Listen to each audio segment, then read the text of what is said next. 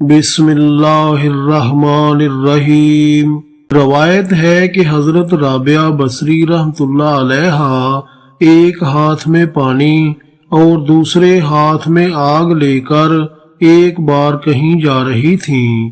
آپ رحمۃ اللہ علیہا کہہ رہی تھیں کہ آگ سے جنت کو جلاؤں گی اور پانی سے جہنم کو بجھاؤں گی تاکہ لوگ جنت کے لالچ اور جہنم کے خوف کی وجہ سے عبادت نہ کریں۔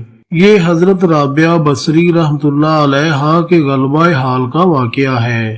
حضرت مجدد الافسانی رحمۃ اللہ علیہ فرماتے ہیں، اگر رابعہ بیچاری اسرار الہی سے واقف ہوتی تو وہ ایسا کام نہ کرتی، اس لیے کہ اللہ تعالیٰ خود جنت کی طرف بلا رہے ہیں اور جس کی طرف اللہ بلائے اس کی طرف جانا عین من شائع خداوندی ہوتا ہے۔ یاد رہے کہ اللہ والوں کا محبت الہی کے غلبہ میں ایسی باتیں کر جانا محبت کی وجہ سے ہوتا ہے۔